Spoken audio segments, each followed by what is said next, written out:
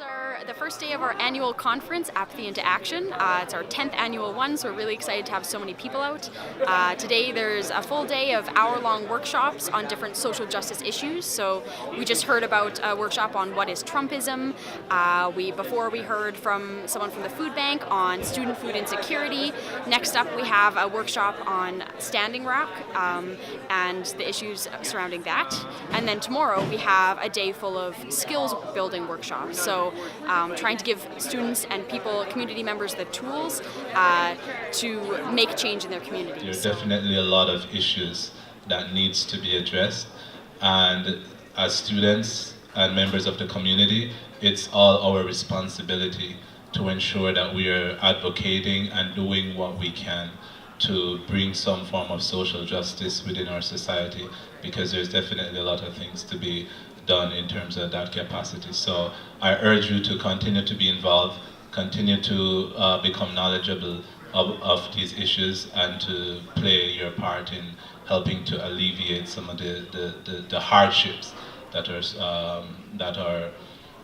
are being experienced by a large section of our community. Especially on a university campus, there's a lot of education, so talking about issues. So we like to do that as well, but we also like to take it a step further and move towards actually having people have the skills to take action afterwards. So we try and include pieces where they can take the knowledge that they've learned and actually put it into action. So I think that's really important, making sure that people can make change around these social justice issues, not just know about them. And sexualities and transness specifically have been deeply regulated and targeted and criminalized by the state. We're going to focus a little bit on maybe 1950s to current, just because that's the area of knowledge that we have among the two of us. But a little bit about that, I guess. So queer and trans social movements are kind of enduring, evolving, multi-directional things that are driven by, I guess, many different ideals and philosophies, despite what seems like a really dominant narrative that seems to squash LGBTQ aims as something that's really monolithic. We'll get into a little bit about what that means later.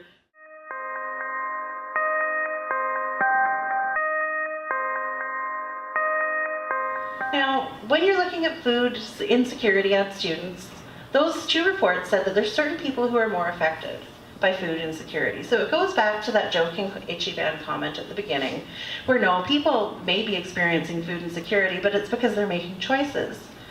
Well, no, it's not exactly that.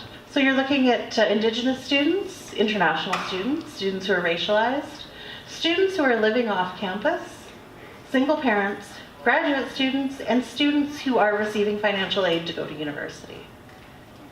So the last one is annoying, because student loans, you already have an enormous debt, but still not enough to provide food security. So it's kind of a catch-22 when education and food is a basic right.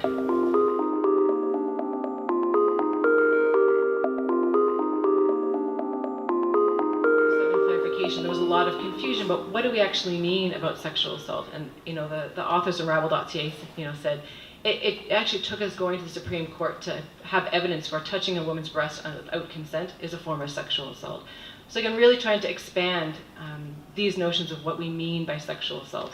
And I'm curious about how we feel about this definition, right? It's the sexual or carnal context of the assault is visible to a reasonable observer. That's what makes it sexual. I think that they were sort of celebrating on Rabble.ca to sort of say, on the one hand, now these are recognized, we have a broader definition of what do we mean, at the same time, what is reasonable and to whom, again, right? And it's noteworthy that in 2011, a Winnipeg judge argued that it was going to be a community sentence versus a prison sentence for a woman who had brought forward, or for the man who had raped her. And the idea was that she was dressed in an inviting way and that sex was in the air. Right, so again, what is reasonable in different contexts, and how that again lines up with how we address this in our society, whether it's through prison sentences or, I would argue, different means, but it's worthy of conversation too. We've definitely seen a big surge in, even just discussion on campus around some of these issues and kind of what do we do now. I think it's easy to be complacent when when there's not someone that's in power that's so blatantly racist and so blatantly misogynistic and things like that. But once someone like Trump is inaugurated, as he was today, you kind of have to face those systems of oppression head on and say, look, we can't ignore this anymore. This is a real issue and we have to work towards it. So, yeah, definitely. To start, does the title make sense? Is there such a thing as Trumpism? Is there an ideology you can attach to this one kind of figure?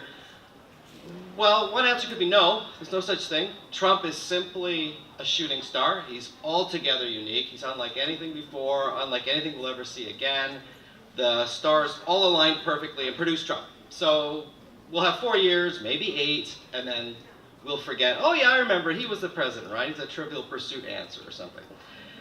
Or it could be more important than that Trump reflects really big changes in the way we look at politics and at the way we look at things like national economies and international relations. It's clearly too early to say. That's why I don't think there's any answers, but we can begin to sort of grope towards more complete hypotheses at the very least. We've only ever seen Trump as a candidate and as president-elect, and for about 2 hours as president. The one thing we know about looking at the past is that Trump's past doesn't really show any consistent ideology, except perhaps self-promotion. So maybe we'll keep that as the core of Trumpism. Is Trump simply a political opportunist, a kind of fluke with no enduring political lessons?